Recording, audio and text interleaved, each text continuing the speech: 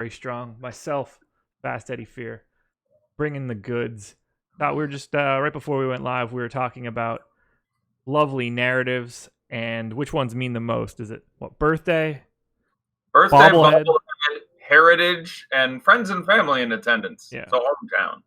Heritage seems to do pretty well. Ben Simmons really likes those Aussie Heritage nights. Marcin Gortat has gone bonkers on those Heritage nights. The Polish war helmet, he gets in there for value. Yeah. I don't buy into any of them for the most part. I think in order of having to buy into them, I think birthday and bobblehead I officially don't care about whatsoever. Depending on personality and guy, there are times that Heritage Night and 100 friends in attendance, I think you could find to be statistically relevant. But yeah, I'm officially completely off on birthday and bobblehead. Yeah, me too. Okay. Live Before Lock is the promo code. Let's just get that out of the way right now. 50% off. We've got a lot to talk about. This seemed like it was going to be a relatively innocuous 6-game slate, and then it changed. Did you do 3 shows? Is this show number 3 for you again? It is. Is Adam ill in Miami again or something? Adam is on his way to the DK Live final. Hey, good luck to him. Shout out to Adam. Take it all down. Yeah. He might be on a plane right now. Might just be at the airport, something in that neighborhood. But yeah, he's got the live final Saturday. Oh, good on him. I didn't even know he had qualified offhand. So he qualified like Monday or Tuesday. Like he qualified recently. He was actually going as a proxy and then qualified for himself on either the last day or second to last day. Oh, bravo to him. I hope he gets it all. It was a good night last night. We had some more people take down decent chunks of money. So yeah. So right now you're gonna be getting a lot of me because gotta cover shit my money. Okay, we've had crazy news. Paul George out. Yep. We have, who else am I missing? Kevin Durant out. Kevin Durant. So that's on Whiteside. Yeah, and we're not even talking about all the people that we know. Jeff Teague is now in. Yep. So who's your favorite play of the day? Okay, that's a strong question to come at. Favorite as in I'd want the most of. It's some combination of Bam Adebayo and Russell Westbrook. I completely agree. Either side, even FanDuel, it's a little easier to get away from Bam. It's only 700 more to go up to Kelly, which you really like as a leverage play. There's a couple power forwards who you could spend up for who have big ceilings at the same price. You can pay 7.5 for, Love or Tobias Harris. I can see those things working out. So FanDuel, I would get away from it. DK, I don't know. It's there'd be a lot. FanDuel, I can get away from Bam a little bit. Neither one am I getting away from Russell Westbrook. All right, maybe it doesn't happen, but yeah, I have him as the highest scoring play on the slate by 11 right now. Yeah, that makes sense. So, yep. I think, I like getting more of that game than other people. I haven't seen the ownership recently. I'm curious how high Schroeder is at. I think you want to get lots of that. I think you want to be over on Steven Adams in this particular matchup. For the first time all year, I don't hate Terrence Ferguson. Really saying something at 3,500. I would rather play Royce to 5'9", but I can see getting some T-Ferg exposure site to site. I'm with you there. He's popping up in some of my potential lines that I use in single entry on FanDuel right now. Yeah, Paul George has only missed one other game this year, and Terrence Ferguson got hurt 7 minutes into it. So Russell Westbrook had a monster day. Yeah. By his standards, it was fairly tepid. It was against, I think, the Suns. He scored 40. Yeah, but it was 40, 12, and 8 with few peripherals. It was 62, 63 fantasy. It was less than I have him projected for today. Sure. I think it was actually below average for no Paul George versus the Suns, is what I'm saying. He did not triple-double, which is a minority case with him, basically. So, I don't know. But yes, he obviously got his work done, and the price is down relative to where it's been in the past, and plenty of value is opened up. And, it's I don't know what we have Russ at. I haven't looked at ownership at all today. I'll throw a guess at around 40%, and I'd want closer to 70, I think. I have 70 right now. On DK, we have 33. 37 on FanDuel. On my DK crunch, I have 78. Okay, I'm absolutely fine with that. Yeah. Like something can go hooey, but honestly, I'll just take the giant, and that's assuming this is an amazing spot for them. Yeah. So, I mean, we're not even talking about the chance that he puts up 91. So, yeah, Russ is the clear spend up for me. I completely agree. So if you weren't spending up for Russ, let's say you're trying to get different in a single entry tournament, who's your alternative?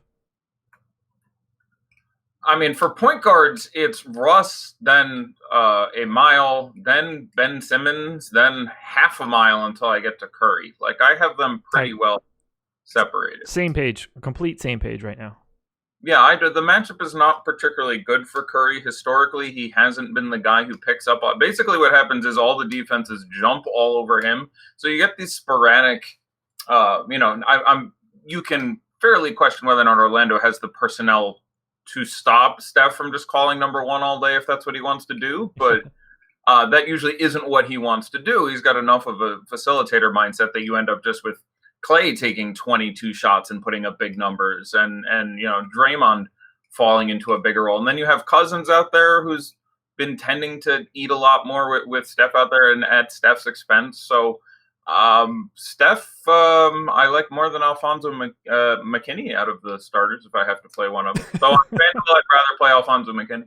You're telling me you must. You're starting a GPP lineup. You have to play a Warriors starter. Steph is my fifth. Like I actually would rather play, and yeah, I would easily rather play any of this. I'd rather play 86 on Cousins. I'd rather pay even the inflated 72 on Clay. I'd rather pay 67 on Draymond, and I'd rather play 35 on Alfonso. Were you listening to the deeper dive by any chance? No. No, I got lambasted for that exact take. Curry was my least favorite guy of the group. Yeah, I'm not going to tell anyone not to play Steph Curry. Here are the reasons that if I was building 150 lineups tonight, I would have some Steph because clearly there's no Kevin Durant there. It's still Steph Curry. The matchup with Orlando, while not ideal from a pace or just the fact that Orlando's defense has been phenomenal and just improved steadily over the course of the year. If you look at them month to month to month to month, I feel like I've underestimated Clifford. I was just going to say, Steve Clifford's a fantastic coach at getting more out of a team. Right, that's what I'm going to say. Some of those Charlotte teams, we go back and look, and it's like, wow, I mean, I know they only won 44 games, but that may have been 9 more games than they should have. But, for all those reasons, and just I really love Ben Simmons and Russell Westbrook, who, Westbrook is costing me a couple grand more, but I literally have projected for 16 more fantasy points. And, and Ben Simmons is costing me less, and I have projected for well more. And I don't know. I mean, I can certainly have it like into around my third lineup. I would be like, all right, let's assume that you get the giant game out of Tobias. I'm going to build a Tobias lineup, put him in for Kevin Love, and because now I maybe want somebody on the Warriors, I will now throw Steph in there in that similar price spot on FanDuel for Ben Simmons. Like, I'm not going to tell anyone don't play Steph Curry. Playing Steph Curry, especially with his price down without Durant, it is objectively fine, but it's an ownership question too. We just got some news that I need to share with you. I'm sorry to cut you off. Eric Gordon is out. Yeah. Eric Gordon is unlikely to play. That's a wrinkle. It is a wrinkle, my friend. Yeah, because it's not as if we were on Eric Gordon all that much today, but 30-something minutes of Eric Gordon on a team that's already shorthanded really just makes things unfun. Yeah, no, they're that game I expect to stay fairly close, and so we already presume. I think that technically we're on doubtful for Ken Freed right now, yeah. But we also have no Shump, so with all those guys out, I do not think this is massive news. So again, everybody on a back-to-back. We have, I think it's 6. Is there more? No, I think it is massive news. I think we're about to free Gerald Green tonight. Oh, I was about to say, yeah. I was about to say, you're getting Gerald Green and Austin Rivers are guys who are getting a little more interesting, but Green the better of those. Be interesting to see who they start. Gerald Green over Alfonso McKinney for me now. Absolutely, not even close. Yep. Especially with the ownership, and it has them declared, and they're not even close for me if you're punting that spot. Now, I think you are paying more for Green everywhere. He's 3,700 on FanDuel. So okay, fine. Yeah, it's 35 for Alfonso. DK, I think Green is like 800 more though. I think McKinney's 32 and Green is around 4K. But Green is 3,300 on DK. Yeah, that's a strong tournament play. I like him more than Terrence Ferguson now. Oh yeah, for sure. Who I had some lingering interest in, but now I'd go with Gerald Green. So it does not change a ton for Paul and Harden. It is a boost, not a massive one, but it is a little better for both those guys. That's going to be a really interesting game for a couple of reasons. I'm really curious how many minutes Clint Capella plays. Like, we were talking about him on the show last night. I was like, and I believe the exact thing I said before the show last night was, look, I want to take Clint Capella, and at some point he's going to absolutely smash. This is a spot where if he's 100%, he's going to score 50. And he went out and played 41 minutes and scored 50 and some change, I think. But he hadn't done it for many games since coming back. The usage was down. It was I think it was a hand injury that had him out for the longest time. So there was no reason to think it was a motor or anything, but it's now a couple extra shots for him. I have some concern about how much time he gets necessarily. This is actually a historic day for me. This is the first day again. I build a lineup, either 4 or 6 of them, depending if I have time to get to Yahoo.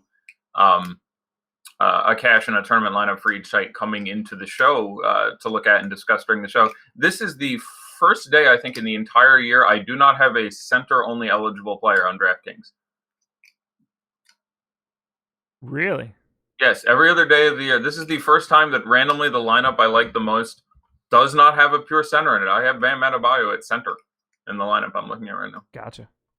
And my utility spot is at the moment Ben Simmons. Yeah, no, I don't blame you. That's for sure.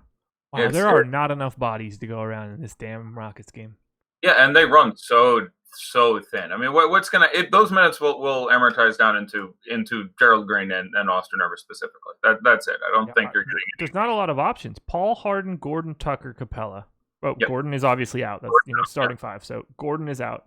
No Fareed, no Shumpert. So it's Rivers, Green, Nene, Gary Clark, Vincent Edwards. Yeah, that's it. You're done. Terrence Jones. Yeah, they will run down to Clark, who will now enter the rotation. Terrence Jones, I think, actually sees minutes again. He played a minute yesterday. I had him in before the Eric Gordon news. So yeah, I think and here's the thing.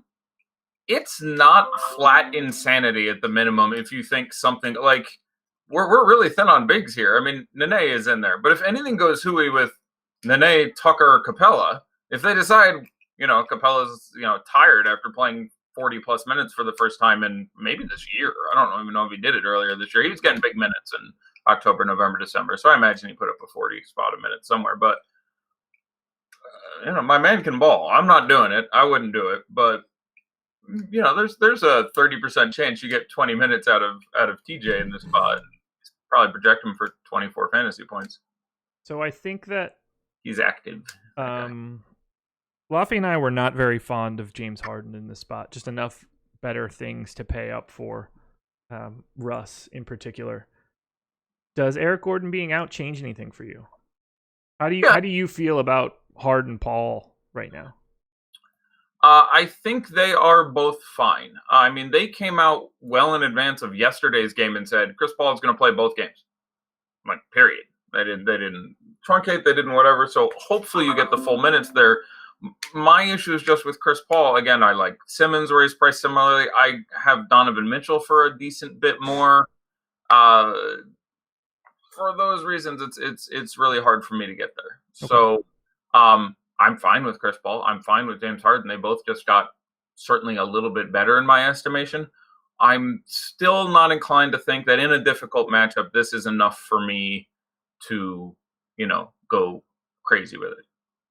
Okay. We'll continue to be on the same page. Okay, I consider them both to be fine tournament plays. Like, if you end up with Paul or Harden, I think that's just fine. This doesn't strike me as the game I would want to stack. I'm just such big fans of guys from OKC and Philadelphia. Really, that game in its entirety and a couple pieces of these other games around the evening. I expect. I have Royce O'Neal for 37 minutes and 27 fantasy points right now, so I'm a pretty big fan of his as far as value goes. I can probably. So, do you see Grayson Allen getting a lot of run? I have 11 minutes. Okay. That's probably a little high on him there. If you go, Rubio has missed plenty of games. Yeah. If you look at Royce O'Neal minutes in games Rubio doesn't play, especially once there's no Exum, no Neto, he's gonna play like literally. I'll take over 36, if not 36. If he played less than 35 minutes, it's because he got in foul trouble. Like they've just done it again and again and again and again and again for years. He really fills that Quinn Snyder thing of, can you play above average defense and pass intelligently? Then we'll figure the rest out. So he's going to be out there a ton. So pretty big fan of Royce at that price. Yeah, sure. Gerald Green now. I need to rework this. I'm trying to think a couple things in my head before I reproject this rotation, but I think I'm gonna have something like 28 minutes with a very wide variability of possible fantasy point production. So I gave him more minutes. There's not a lot of minutes out. Like you just run out of bodies. Yeah, it depends how much they give to Rivers and how much he floats through and how much they run him out at the 3 and whether or not they give Gary Clark 7 minutes or 13, whether or not they give Terrence Jones, 4 minutes or 13. But I would not be shocked to see 32, 33 minutes out of him here. So he's especially at his. I don't think he'll be owned nearly as much as he should be. He makes sense. Yeah, I gave Green 32, Rivers 26, Nene has 14 as whatever. Terrence Jones 12 and Gary Clark 10.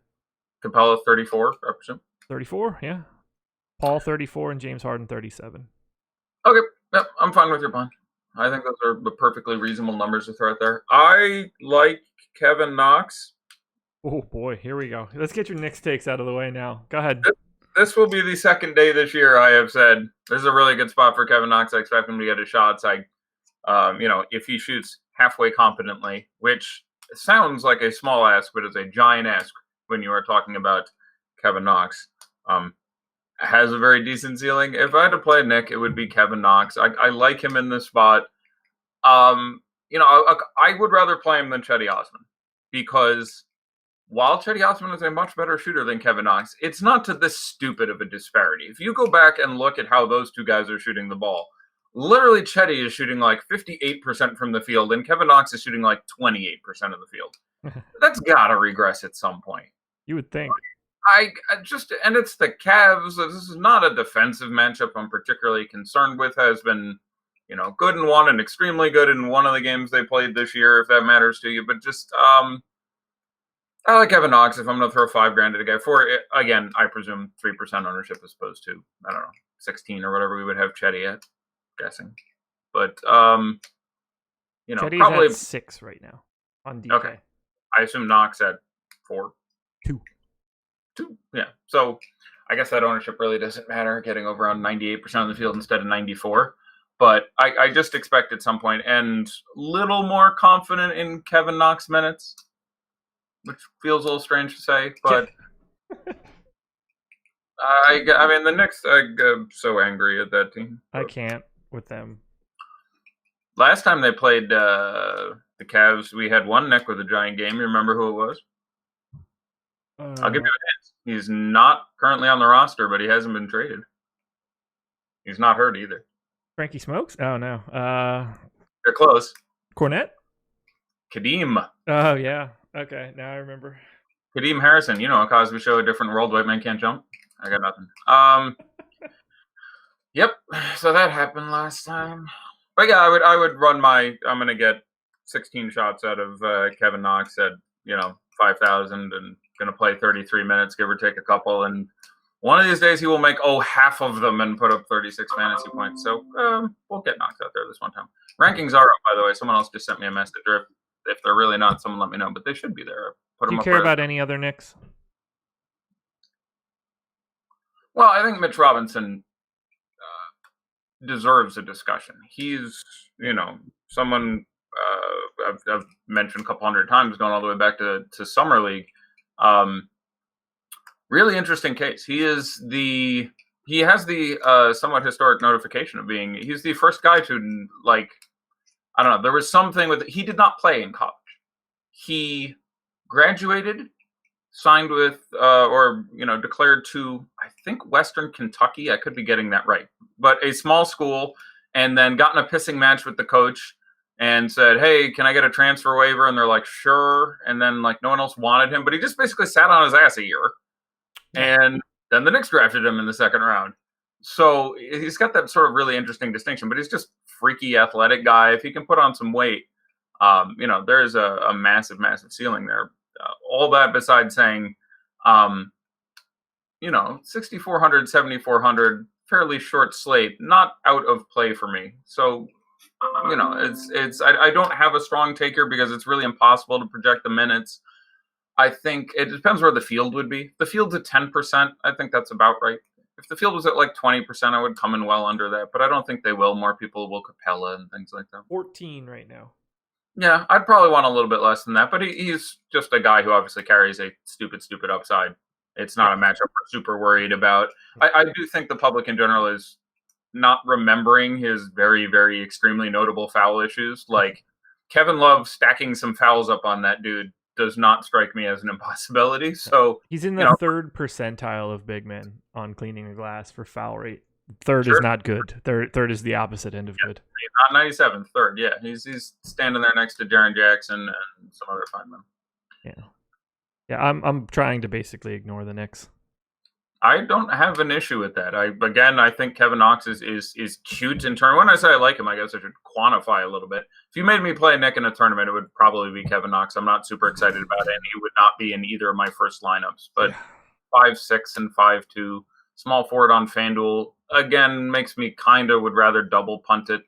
Now you've got there's McKinney, and there's Green, and there's Royce. So you can just throw it away pretty well and spend up some other places. All right, let's talk Golden State because we haven't touched on this yet. They've got a difficult matchup. Magic defense has been really good. Yeah. 4 dudes.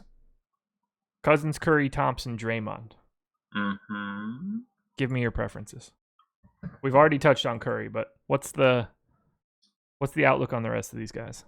And hit that like button, people. It ends up being a little bit site dependent. Did you see the quote that Steve Kerr said something like everyone on the roster will play tonight? Yeah, we talked about that a little bit on Deeper Dive. Everybody plays almost every night anyway. Sure. They play like 11, 12, sometimes 13 guys in a given game. They have 60 free minutes now with Durant and Iggy out. I think that's just sort of like weird phrasing, but doesn't necessarily change anything. Yeah, I take it to mean probably what he means is because we have no Iguodala and no Durant and most of these other guys we're talking about, whether or not you're talking about, they're all vanilla ice cream. Right, and there are a lot of them are wings was more to my point, where you can square away some moments at the 2, 3, 4 and get everyone out there for a little bit. So I think the most likely interpretation of that news for me would be that we're going to make sure to spread those minutes out a lot. We're not just going to give 31 minutes to Alfonso McKinney, which, by the way, is another reason to be. This quote makes me much more specious on Alfonso McKinney. I was pretty sure he was going to start all day. Earlier today, I had him at 27 minutes. I would roll that way back now.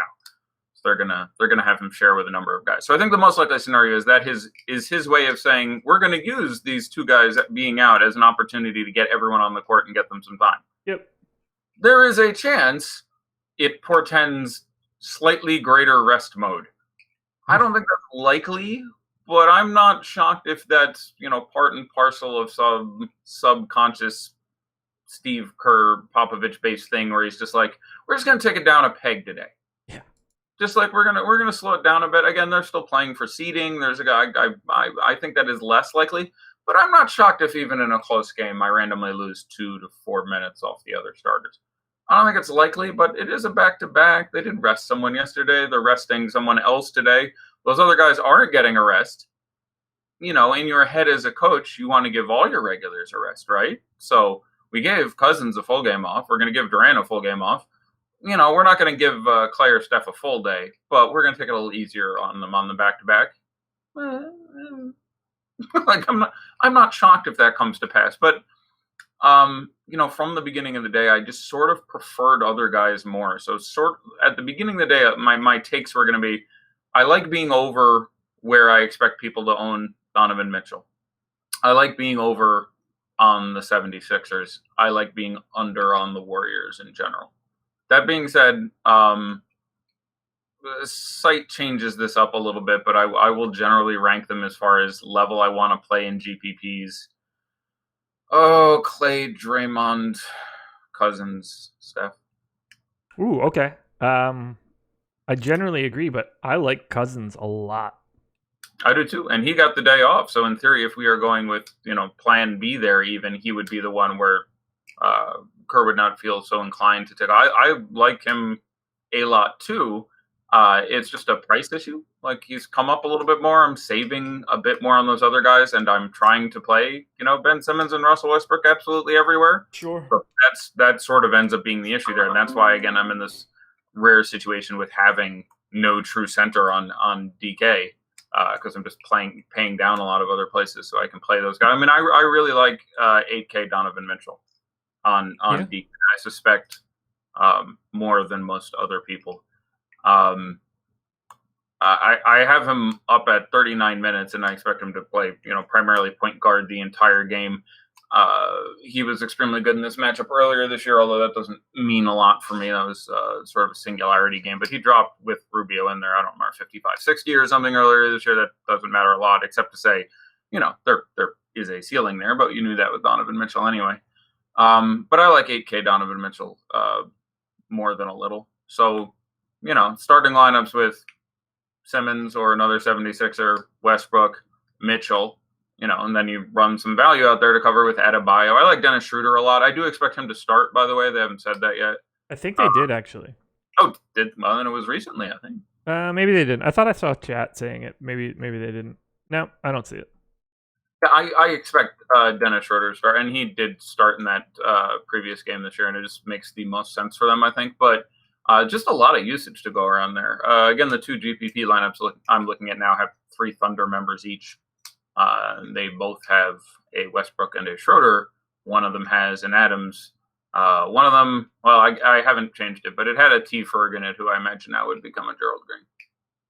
In case anybody's curious, ownership is now updated.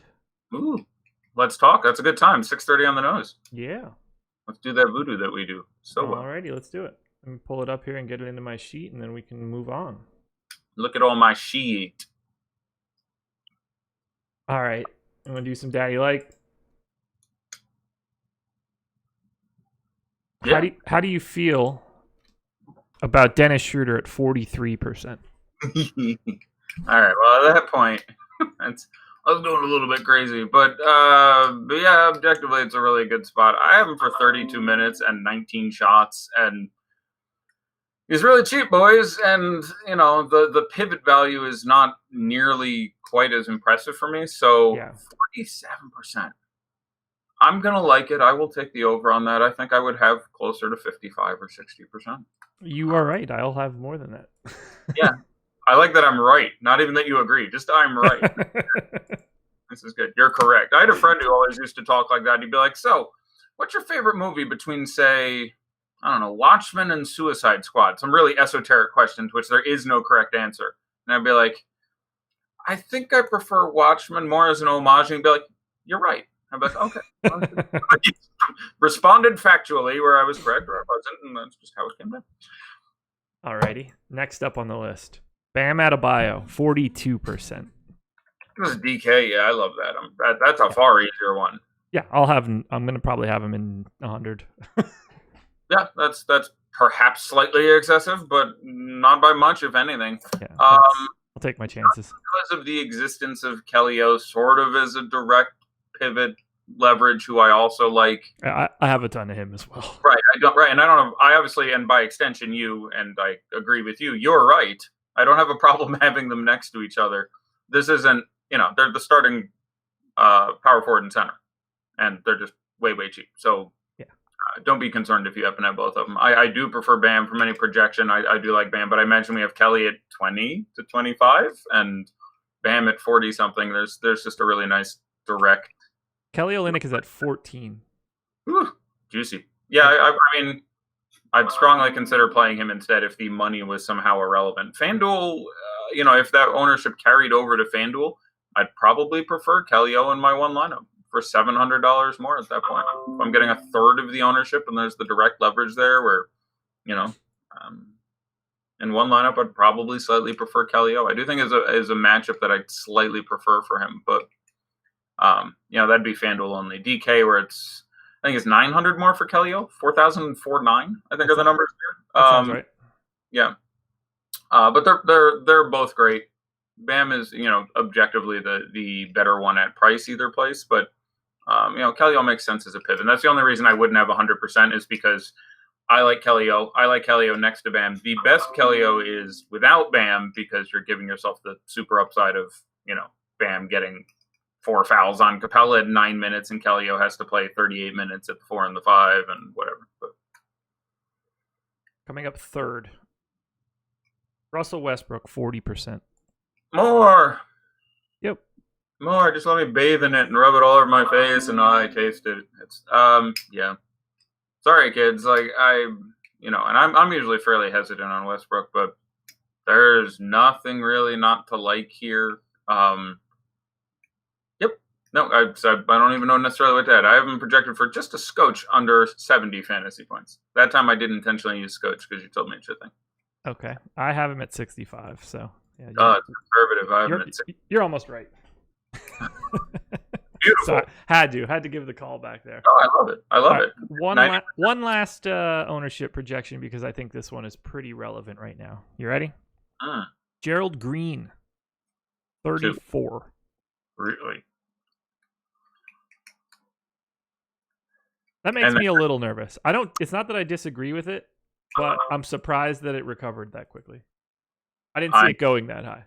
I didn't think it got that high, and I wouldn't have thought we'd have had it that high that fast. Yeah. Like with that news, Gerald Green going to I'd expect him to be more than that now. Like it's a very interesting question. It's a projection, so we're saying what we think it will be at 7, and it's always pursuant to later news coming out. I will go ahead and state I think you'll get the. I guess 33 on DK. That is not. He can't. How does it kill you? You'd have to be Karis LeVert. I don't know. I love yesterday I was super, super down on Kevin Looney.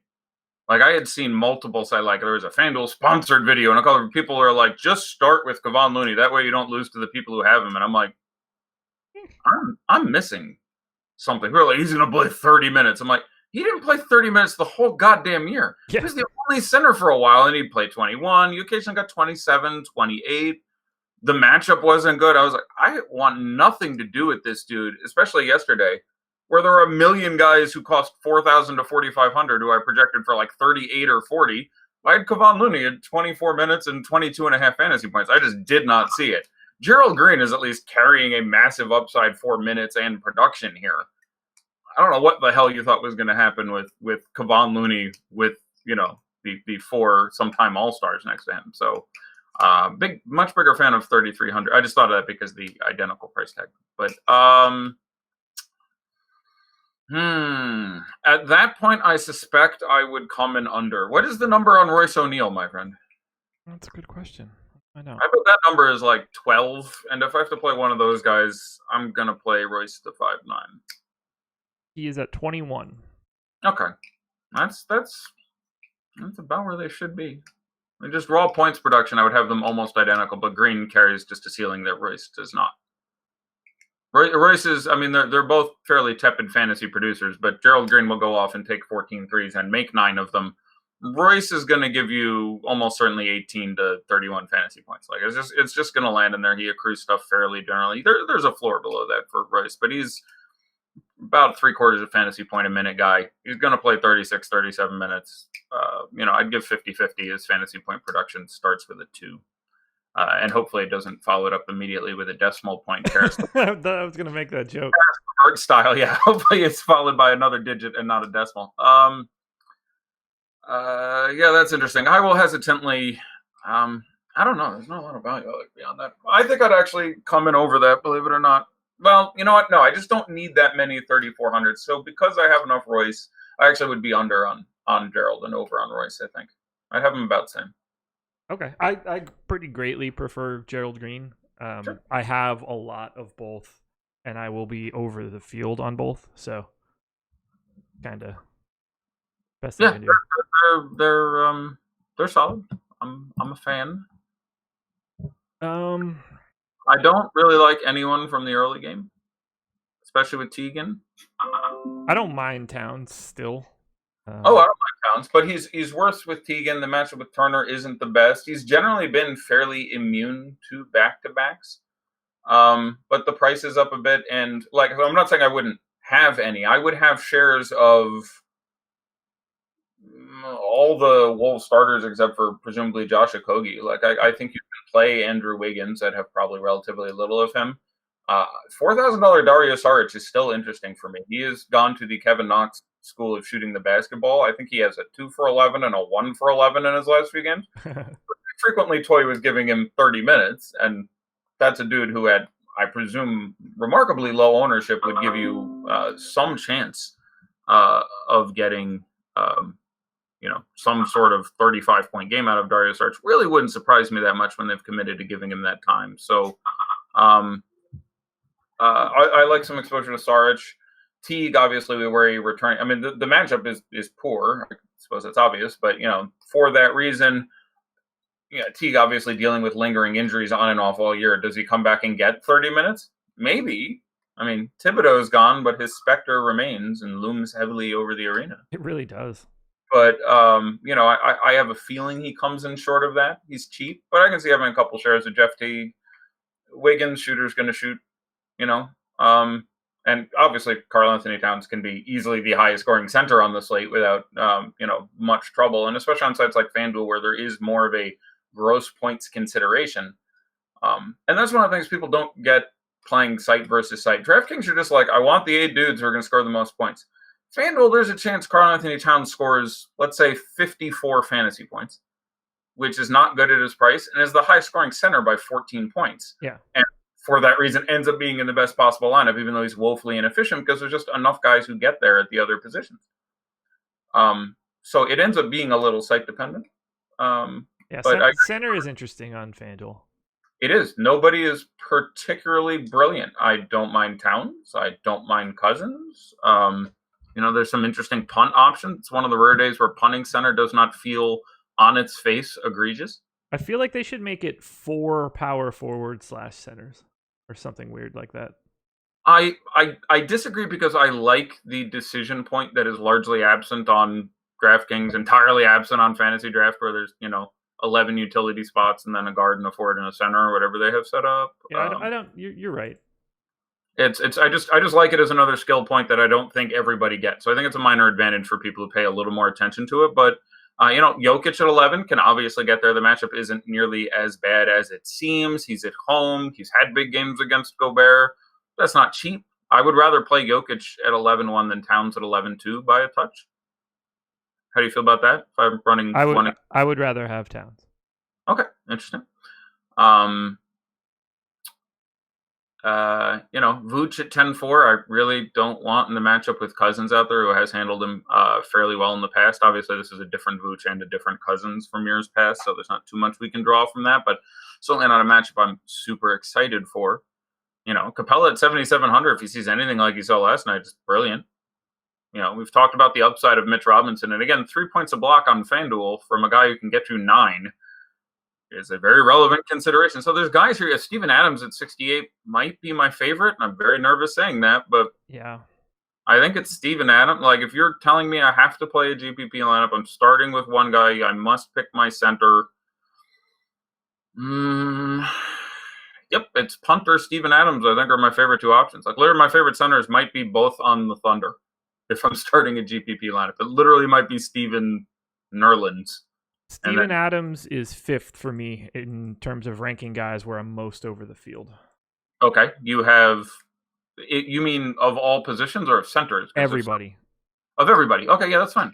Yeah, Steven Adams is they not on a back-to-back. Again, it's worth mentioning that exactly half the teams playing here are on a back-to-back. The Warriors, the Rockets, the Pacers, the Heat, the Timberwolves, and the Jazz all played last night. And nobody plays tomorrow night, by the way. No one is on the front end.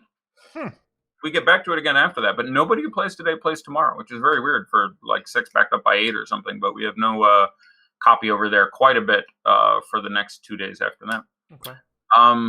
Have you touched on Miles Turner at all since we were talking about this game a little bit? Because his price on DraftKings is kind of crazy. Yeah, 6K is crazy. It is not a great spot for him. No. Objectively, Towns has generally handled him extremely well in the past, and I don't expect that to change here. That being said, 6K, again, getting 40 out of him is certainly not an impossibility. I'm fairly ambivalent on it. What's the Steven Adams price on DK? Steven Adams price on DK is 63. Okay. Yeah, that's about where I have him. I like Steven Adams a touch more. So yeah, and that would come down to an ownership call for me, and I would expect it to be pretty low on both those guys. Turner's 21. Adams 13? 15. 15? Yep. Sounds about right. Yeah, so I've got quite a bit of Adams. I've got a decent amount of Turner, but with Turner's 21% ownership, I'm basically just running with the field. Yep, that's fine. And again, Mitch not out of play there. But yeah, so Adams probably the one I have the most appeal to. There is a very real upside there. The absence of Joel Embiid, thumbs up, thumbs up. The absence of Paul George, thumbs up for me. One of the things that has come, and one of the reasons we've caught so many of the floor games out of Steven Adams, is the fact that he and Russ are not, they have a very nice rapport that they've gone away from a lot this year. But a number of people, especially Lofty, I don't know if he said it today, but he used to speak all the time, and it is not as pertinent this year, excepting perhaps these two games, has a very good two-man game with Russell Westbrook. And he was a big fan in shows I did with him in the past of saying, if you're playing Westbrook, be more inclined to play Adams. And if you're playing Adams, be more inclined to play Westbrook. And I do think that's the case, and I do think that is more of a factor with everything that's going on here. I like Jonah Bolden to play significantly more minutes than Mike Scott.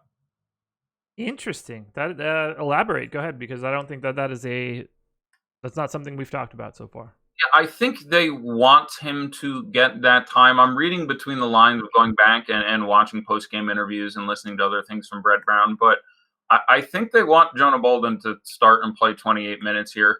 I am not super confident in this take. This isn't one of those times that I think I have a diamond in the rough. It's just one of those times where I'm not shocked if I get 28 out of him and well less out of Mike Scott today. I like Mike Scott a lot as a player too. I think they're both very interesting punts in a game that is going to have a massive amount of pace. But I would be a little more inclined to play Bolden and see if that precept comes true. Bolden was in some pretty massive foul trouble last game, and Russell Westbrook bearing down on you at 600 miles an hour and Steven Adams trying to, use you as his shirt. Not things that will stop you from having foul trouble. So clearly there is a perilous floor, but especially FanDuel, more of a FanDuel play for me. Again, DK, there's really no positions and there's infinite other stuff we like, and you have, similar prices on, say, Bam Adebayo, etc. But FanDuel $3,900, I can drop him, Jonah Bolden. One of my more favorite cheap power forward play. I don't have a fun musical joke here for you, but we came up just short again. Yeah, there's I can't think of any late 20th century years. No. You got any shows that have 1950 in them? Or songs rather? I don't know. If someone wrote a song about making America great again, that's the year they would aim for. There you go. I don't know. Okay, do you want to take some questions? We got 12 minutes left. Yeah, I'm gonna make sure I don't have any bolt. Yeah. If you have anybody, please get it out, because I've talked a lot about this slate at this point. I want to make sure I did not skip anything, because a couple times recently I've skipped. Yesterday was really great because not one but two people said, "Yeah, I didn't have time to build anything, so I just tuned into the show." And every time you said you liked a guy, I wrote down his name and I built lineups, and absolutely savaged, because it was in this format. I only talk about 17 guys a show. But yesterday, the guys I mentioned from top to bottom were Hield, Rondo, etc. I just went down the list of tournament winning lineups. So it was very lucky. Cory Joseph on FanDuel without Thad again. Again, I obviously like paying up at point guard, but if you're going to pay down, he makes a pretty excellent punt at this point, or at least a tolerable punt who is going to play probably north of 30 minutes at a reasonable price. Not a ton to say there. Talked about that. As far as the Magic go, my favorite guy in the Magic is Aaron Gordon. I do think if this defends out the way I expect it to, he has a better shot. But either Gordon or Isaac would be the guys if I was going to fire that bullet there. And it's certainly fine to run DJ Augustine as a more cashy tournament play, but reasonable.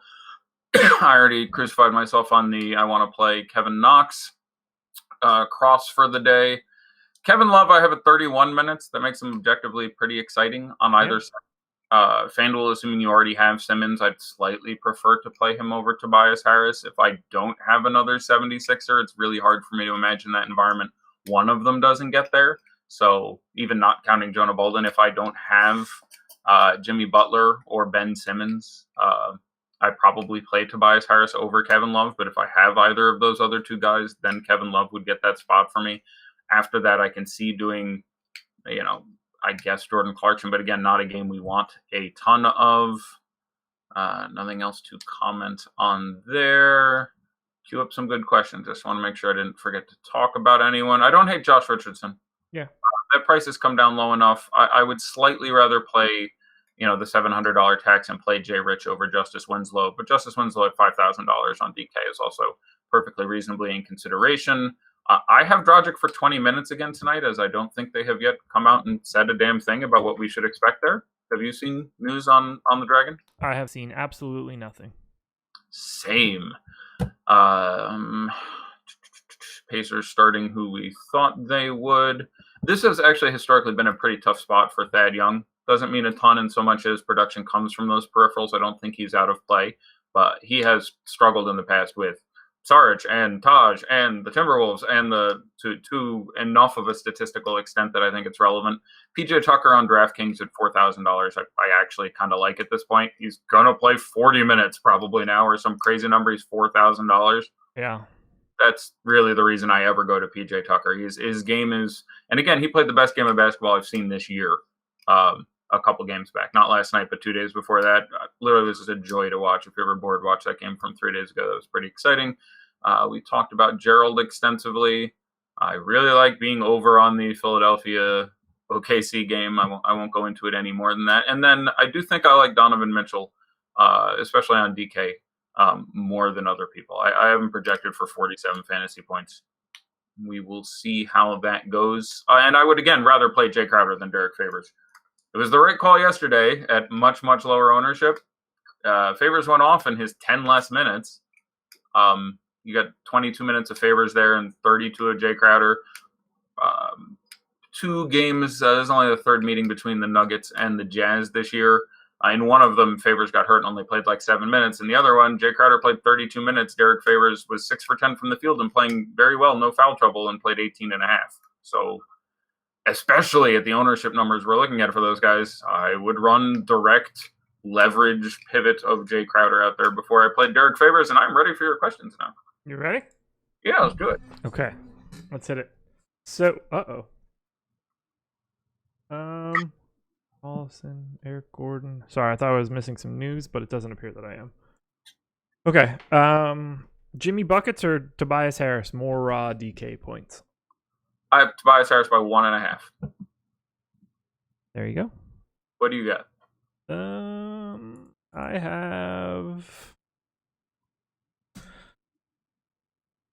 I have Butler by a point and 1.2. Okay. We should start writing this stuff down and get a board. Keep track over the year. I'm in. I'm in. Okay.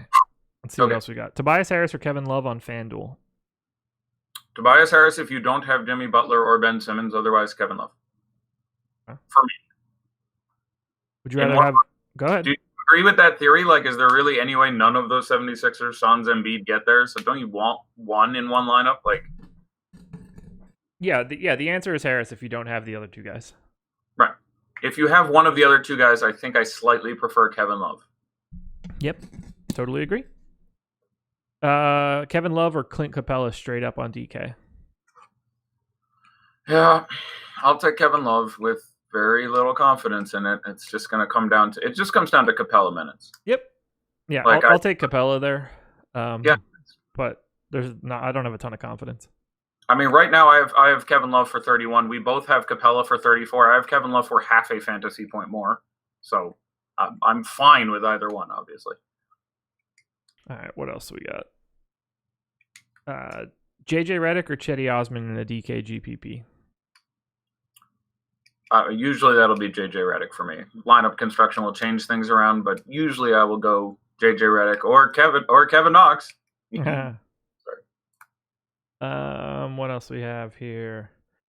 Are you okay with Henry Ellenson as a FanDuel GPP punt? Yes. FanDuel being the key word in that conversation. I don't see the need to use him anymore.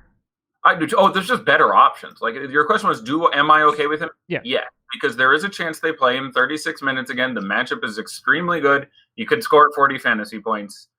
There are obviously any number of ways it goes sideways, and you can play Royce and Gerald and all these other guys who I'm a little more excited to out at the wings. But FanDuel, yeah, no problem. Like I'd rather play Jonah Bolden. I'd rather play any of these other guys we're talking about. But Henry Ellenson is a perfectly average fantasy player who's going to get you 0.9 fantasy points a minute against the Knicks. Like, it can happen. So, FanDuel, yeah, go ahead. I assume that's a question of, can I pivot off of Bam Adebayo to Henry Ellenson? And I would say that is not the spot you should do that. Right. Oh, like, I didn't even realize FanDuel is 4,500. Ugh. Yeah. That's getting too cute for cute sake if you're getting off of Bam for that. Yeah, if you're playing them both, that's a different story, I think. Right, or it's if you could do it instead of Bam, if you have Olynyk only. If your other guy is Kelly Olynyk there, then I would vaguely tolerate that. But no heat forward in Henry Ellenson seems like you're asking for trouble. Yeah, I agree. What else we got here? Scrolling down. I'm just news spamming, so. Would you prefer Butler and Capella with Simmons in that lineup, or Donovan Mitchell and Steven Adams with Simmons in that lineup? I would do Adams and Donovan Mitchell for me. Yeah, same. Knox or Wade in a DK GPP? Why are you making me do this? I'll take Kevin Knox, you bastards. Like I like Dwayne Wade quite a bit, and he's played extremely well.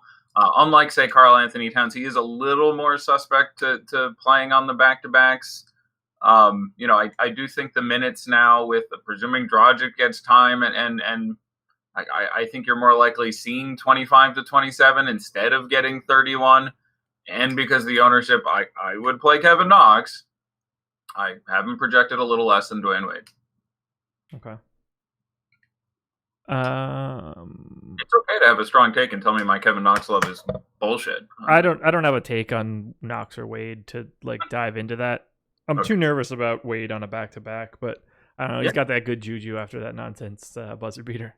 That was so great. That was so much fun to watch. I'd love him doing the arms wave running around the court with the wings. That was great.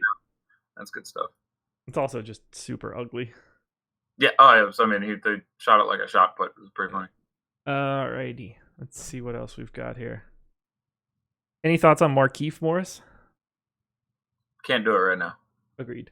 Although he might see extra time today. I don't think he will.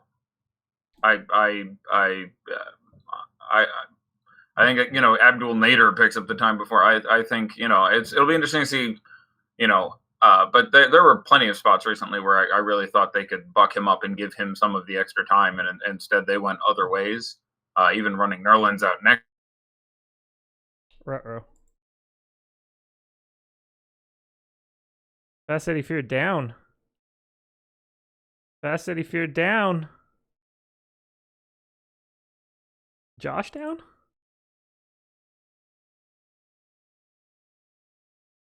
Let's see if we get Fast Eddie Fear back here.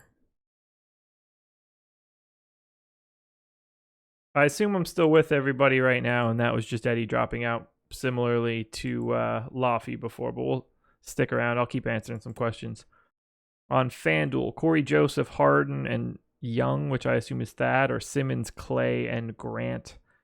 Simmons, Clay, and Grant there for me. Here comes Eddie back. Nice. Heyo. Did you kick me out of the room? Well, you dropped out of it and weren't live on the stream anymore. So I booted you out so that you had the space to get back in. Okay, well, it worked. I'm back. Yeah. That's very strange. I wasn't touching anything. I was just here and then I was gone. So it's peculiar. Cantor33 in YouTube chat wins it. He said, Josh, you're the daddy now. You're the daddy now. Oh, you okay? So I went Captain Phillips in my mind. Oh, you're the captain now. Oh, I like that. Yeah. I like that. Yeah, I think that's what he was going for too. Okay, yeah. But either way, kudos. Who is your daddy and what does he do?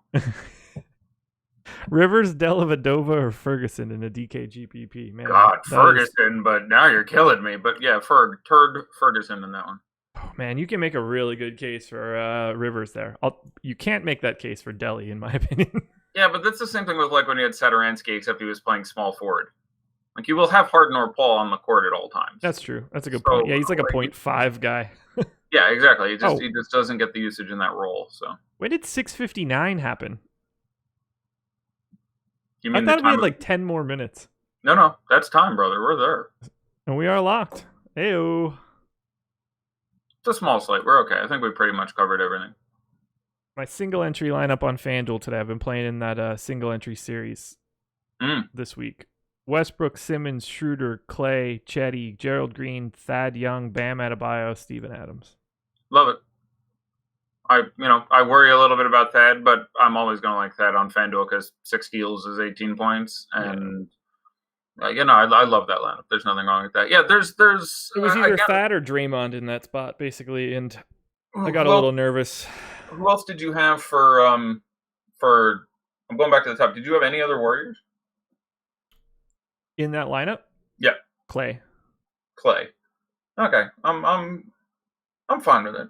I slightly prefer Draymond because again, 6 steals is 18 points, but so is 3 steals and 3 blocks. But yeah, I'm fine. I'm just a little nervous about the Warriors, and the matchup is bad enough. There's other guys I like more, and you're going to get that at a really nice ownership. So I'm fairly ambivalent as far as that goes. Okie. All right, let's hear. Let's look at again 2 days in a row of this one game at lock shit. Yeah, it's depressing. Well, no, we got 2 today. Do we? I thought there was 1. Pacers and Magic. Definitely. Right? Oh, and wait, and Timberwolves and no, it's Pacers, Wolves, Magic, Warriors. Sorry, I was thought naming Magic both Warriors teams. At 7:30 for some reason. I will presume you are correct. I might be wrong. I've had times wrong all day. Nope, I'm right. No, so when I originally built my sheet, since NBA schedules, there's not like rainouts and shit like baseball. I grabbed the whole schedule from Basketball Reference, and they had the Oklahoma City Thunder game tonight at like 9. And then the Nuggets were at like 9:30 or something, but I think they flexed it for like national TV and moved it to like 10:30. Yeah, I saw that in the feed. There was a TV schedule change. All right, here we go. So Laffy was like, "Oh, like you ready to talk about this next good game?" And I was like, "Yeah, let's do it." The Denver Nuggets and the Utah Jazz. He's like, "Whoa, why are you going out of order?" And I was like, well, "Why are you going out of order?" At this number, I would have liked Towns. Guess what Towns is owned on DK? Probably tiny, like he normally is, which is going to make me really excited. 10%. 5. I played a lot more than that. I would think so. I would have played more than 5.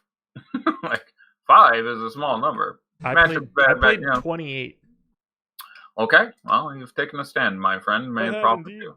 If I knew it was 5, I wouldn't have needed 28. All right, so number 1, we ended up with his mama named Clay. I'm going to call him Clay. Clay Thompson, 25.5%.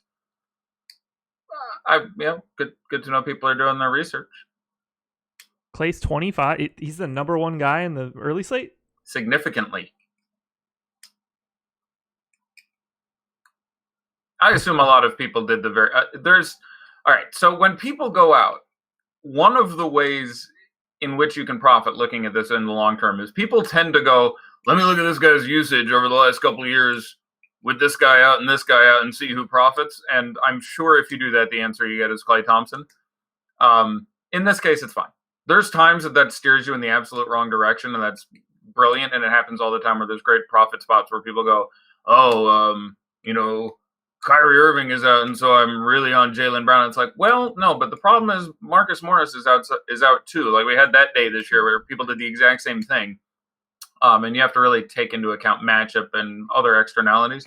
But in this case, Clay is at price probably objectively the best of them. So in this case, I don't know why I'm reacting like that. Of everybody that's in the first game or first 2 games, he had the highest projected ownership. So I should just shut up. No, it's all right.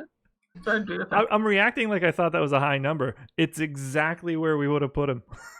Oh, okay. Well, we did. We got it right. 25.5. for Clay. And when you're measuring, that extra half makes all the difference. Number 2, Steph Curry, 19.25. You don't want to know what I played. I'm going to guess you played... I don't think you zeroed, so I'll say 5%. You would have been right if you went with 0. Really? Good luck. Look, dangerous. I said this earlier, and I'll say it again here, everybody. You can accuse me of not taking stands. I'm not I'm not recommending everybody. I'm very I didn't play any Vooch either when you get to that one. So that's a little bolder at that DK price. Sure.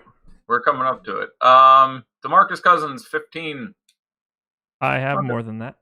Yeah, that's fine. He's my number one play of the early slate. Yeah. This one a little more than I would expect, but Bojan, 12.2. Reek being out again, solidifies it, and he's 5'4", whatever on DK, so not an intolerable figure, but a little bit more than I would want to have just with, there's wings who are cheaper I like a little bit more, and then, the Philly guys and other guys with upside, so I don't think I'd be that high. What did you say Vooch's ownership was?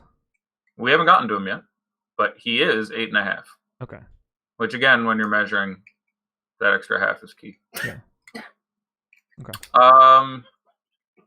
So I had to tell that joke twice to get my wife to laugh at it. She's sitting over here. She didn't get it the first time. I'm like, I got it. Okay. That's I'm not gonna lie. I heard the sound of someone laughing, and I got really confused because I was like, is somebody in the appearing room? No. It's the missus who likes to stand here and intimidate me during the show.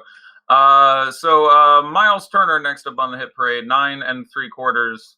Joke implied. He's less than 10%. He is at $6,000. That seems good. Where in the world are people putting all of their exposure then? Capella. I get I don't know if anything came out after my last update. It might have I don't assume that this one changed all that much, but we had Turner in 21 on my last update. Interesting. I played 25 thinking I was going to be neutral. Turns out I'm double the field. I couldn't be happier. Yeah, no, it's at 6K. I would want more than that. Again, he's he's less than Bojan. I'll leave it at that. Kojo 9% on DK. I don't want that. FanDuel 3,600. I can get there. DK now for 3,600. I have Gerald and any number of other guys and Royce. I don't want 9% Kojo. I ranked him as I think a B in cash and a C in tournaments. It's very rare that I have guys who are ranked higher in cash, but he's one of them. I'll get you 20. Based on the ownership that you see right now, would you rather have Miles Turner or Vooch? Miles Turner. Okay. Speaking of which, Vooch 8.5. Yeah. Yeah, it is a difficult spot at this point. It'll be interesting to see, what he can do with it. There's certainly a chance that he just, he was great in the matchup earlier this year, but there's a slight difference with the opposing center. And here's my quick take on Vooch. Yep. There are 5 legitimate center options that I can see just quickly looking in the first 2 games. Yep, I got it. Cousins, Towns, Turner, Draymond Green, and Vooch. Yep. I liked Cousins, Towns, and Turner more, and at that point, you just run out of places to put people. Yep. Took me a minute because I wasn't thinking DK until Green and stuff. Yeah. But yeah, I'm with you. I would prefer Draymond Green at 6 and 6.4. I'd prefer Aaron Gordon at 5.6. I'd definitely prefer Karl Anthony Towns at 5.2. I can't believe Towns is that low. That scares me. Yeah, he's good on back-to-backs too. He holds his form nicely. DJ Augustine 4.6. I like that. Terrence Ross 4.1. I actually really don't dislike that, to be honest. Last game was obviously dreadful, but it's not like you forgot how to play basketball entirely. So I'm gonna really like Karis LeVert next game. I'll put it that way. Have you mentioned Thad Young yet? Yeah, we got there. Thad was 6.5. Oh, okay. He was sandwiched just a touch more than Draymond, interestingly enough. Gotcha. So the field also basically split that. So the same conversation you and I were having on FanDuel. Very similar prices, same position. On DK, 6.48 and 6.38%. So right about where we expected.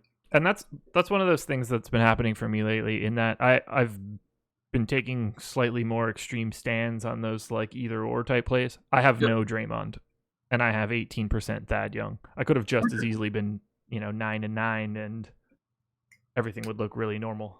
Yeah, a lot of DFS is a sort of a personal tolerance issue for risk. Yeah, and like you can run it, you can split it half to half, and you will win slightly less and lose slightly less. It's the same thing with people who play cash. You're gonna put down $1,000 in cash. You can put it down in all head-to-heads or all 50-50s.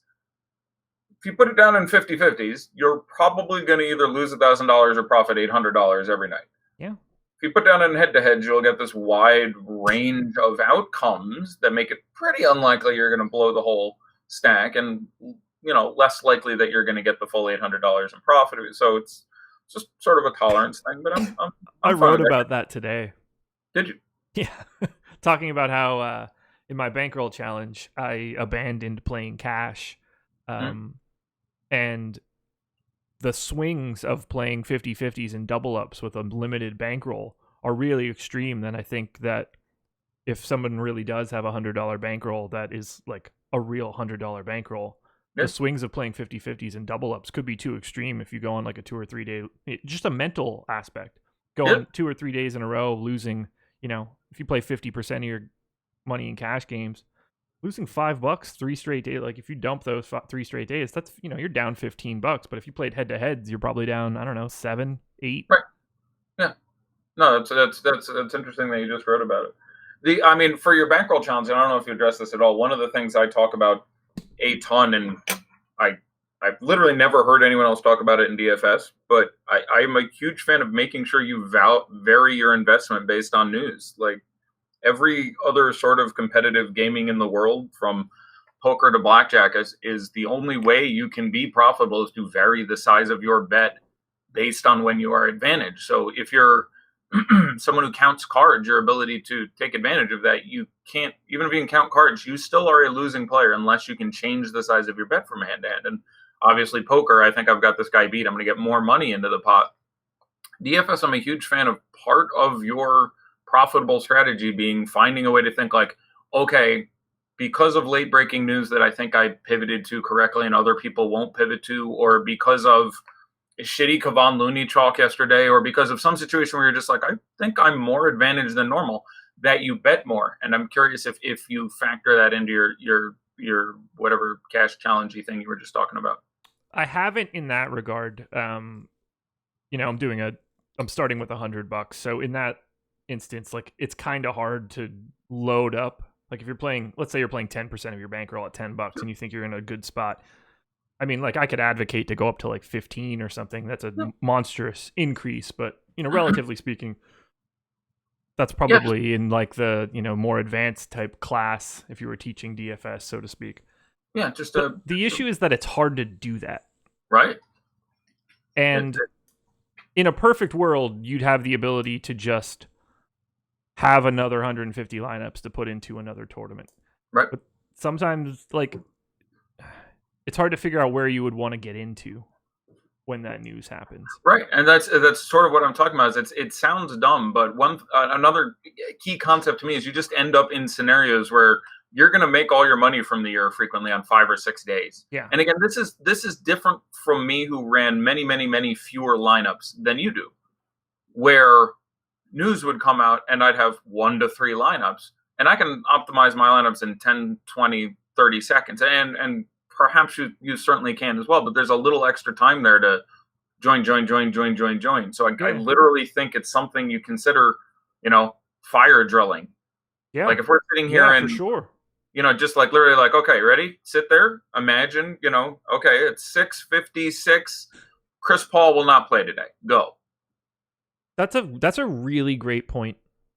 Oh, okay, I need to do this, like, what do you, like, literally have a plan, because there's times that acting ideally in 3 minutes instead of 5 there can be your profit for 2 or 3 months. Like, especially if you're a tournament player, like you need to really hit when it's there as far as your exposure and just, so I really think that it sounds dumb, but it's like fire drilling it. Like, okay, how do I do this most ideally? How do I make swaps? And then how do I increase my exposure if that's part of my package? I never even thought about it from a fire drill perspective, just because I've been using Fantasy Cruncher since Fantasy Cruncher was a thing. So it was just a trial by fire for anybody that was starting it at that point in time. Sure. To the point where you like, I kind of just got all of my training on the job, but we get so many people asking questions about, how to use it, how do you deal with late swaps, and workshopping it like that, of just giving people a scenario and telling them, fix this as quick as you can. That's a really relevant tool that, like, I would guess a lot of people aren't very good at. Yeah, there's a few things that I talk about in DFS that I think about more now as the sort of the game theory of it is, okay, my rake is going to be whatever 10-15%. I need to claw away at that 1 or 2% at a time.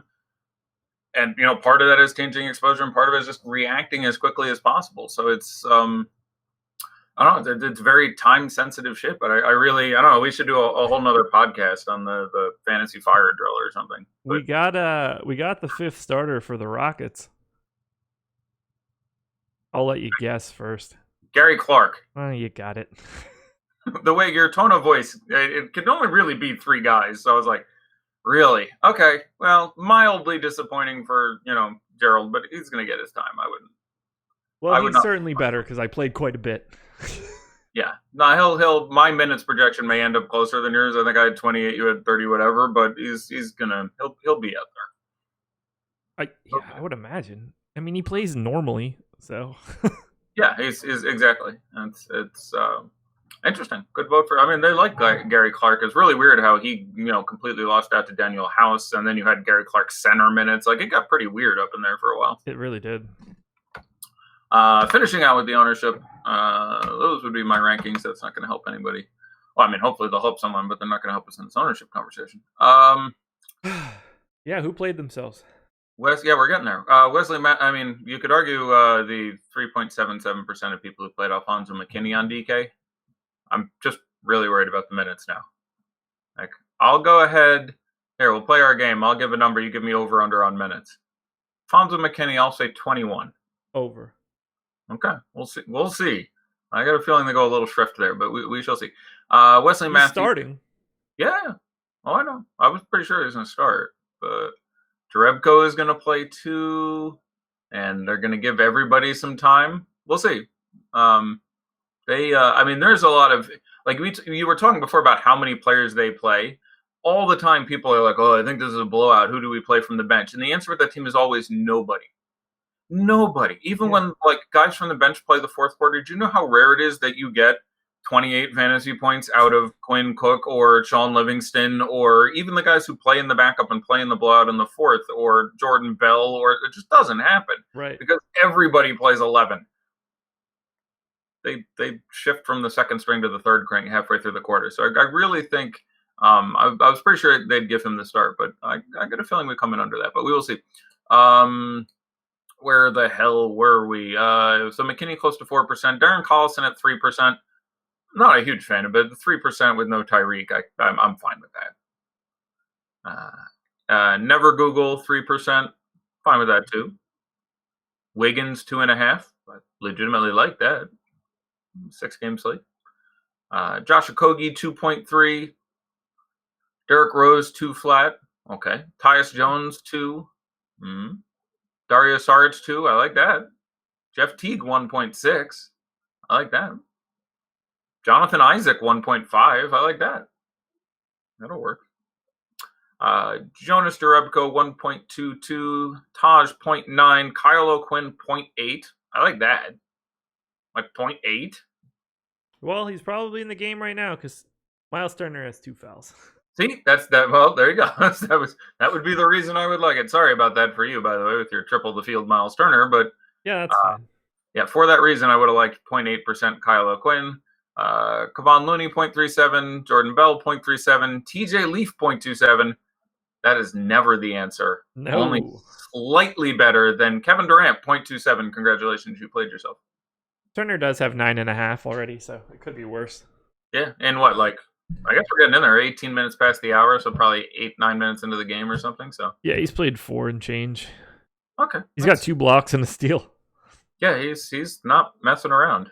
Nope, that doesn't stat correct out. Well, there it is, my friend. There it is. Towns, 4 guys with fire symbols next to their names on DK. Towns, Aaron Gordon, Wesley Matthews, Miles Turner. Okay. I can promise you I don't have Wesley Matthews. Not TJ Leaf? No? No, not TJ Leaf. Shocking. I could use a little more out of Thad, though. The deuce. It's one of those things where I just I have all sort of columns and I have just notes and I'm like, him against Taj, not good. Him against the Timberwolves, not good. Him against Dario, not good. I'm like, Jesus. There's a whole lot of random, minus signs here in my notes, which one of which I literally don't give a shit about. But when they all line up, it gets a mention. I'm like, yeah. That's a lot of tough spot for him. Yeah, he was the last guy in. Yeah, I hate him at all. I would have slightly preferred Draymond, but again, not with any force or effect. Gary Clark, huh? Yeah, apparently. So they're the Gary Clark 5. It's like the Dave Clark 5. Different. Alrighty. I'm going to go watch some basketball. Me too. Thank you, everybody, for joining us. Almost got there. Just shy of 2K again. We'll get it Monday. We will. We really will. Thursday was the meeting, but Monday will be the day. So we'll go for 2,000 on Monday. Live before lock is the promo code. One big word, 50% off any package you choose. We'll see you tomorrow morning. I will, at least. Bonne chance.